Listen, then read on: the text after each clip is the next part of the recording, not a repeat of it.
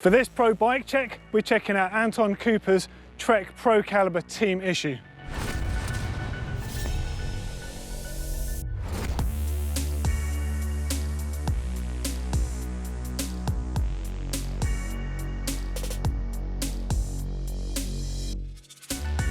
So at the heart of Anton's bike, of course, is the ProCaliber team issue frame. Of course, there can only be one colour for that, is racing red, looking absolutely glorious here out in the sun. Now, it's a size medium frame and it's made from Trek's famous OCLV carbon. It's a push-fit bottom bracket on there, and out back it's running a boost spaced rear end. Now, as you might have noticed, it's not full suspension because a lot of cross-country racers now tend to choose between the two bikes. And in Anton's case, he could be riding the top fuel, but for his particular races on the ProCaliber. And this has got the ISO-speed technology, which is effectively a disconnected seat tube that just really takes the sting out of the ride when he's seated. Of course, stood up, it's still a conventional hardtail bike, so it's got all the merits of that. And as you see, he's quite a powerful rider, so it really suits his riding style. This particular one is a 29-inch wheel model. So up front at the business end of the bike here, where Anton really throws this thing around, you can see there's quite an extreme stem on there. That's a 40-degree rise, like negative rise stem, and that's a 90mm length. And connected to that, carbon fibre bar running at 680mm.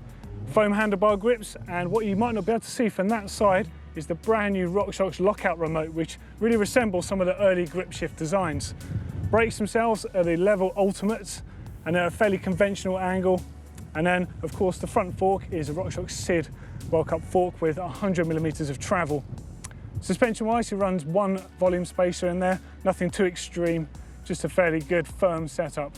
So rolling stock on a bike are the Kovee XXX Bontrager carbon fibre rims. They're 33mm external width and they're set up tubeless with Bontrager tyres. These particular ones are the XR1s, and that's Anton's kind of bread and butter tyre. That's his go-to. Quite high volume but super fast rolling. Naturally, they're set up tubeless with Bontrager tubular sealant. And the disc rotor up front is a tiny little 160mm, and as you might see, or you might not see from your angle, a tiny little 140 out back.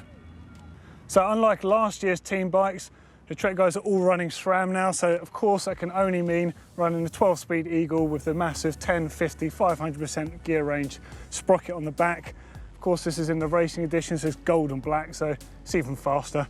Up front, carbon cranks, and they're 170mm with the 29-inch wheels, and you might have noticed it's got an MRP upper chain guide on there. Quite unusual for the cross-country guys. You get this on 2 or 3 of the riders perhaps, some of the more aggressive riders, and Anton's certainly one of those with the way he rides. And of course, judging by the size of his pistons, he's going to need a big gear up front, and that's a 36-tooth chainring, and I've seen him hammering this thing. Pedal-wise, quite unusually, he's running the XTR Trail Shimano SPD pedals. Great little pedal that, really reliable and predictable. So finishing kit is the Bontrager Kovee Pro saddle on here, and the Bontrager XXX carbon seat post. A nice little thing to note is just a central position the saddle's been marked so the bike can be set up precisely every single time. There's a few other markings on its controls for exactly the same purpose. As far as weight goes, it's 10.8 kilos, so it's approximately 22.1 pounds.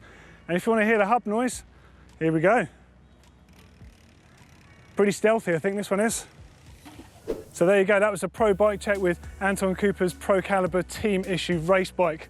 Hopefully you enjoyed looking at all the details of his bike. If you want to see some more pro bikes, click down here and you can see G. Atherton's Session 29 downhill race bike. And if you want to see what Blake got up to at Darkfest, also filmed over here in South Africa, click right down here. As always, click on the globe to subscribe. And if you like Anton's bike, give us a thumbs up.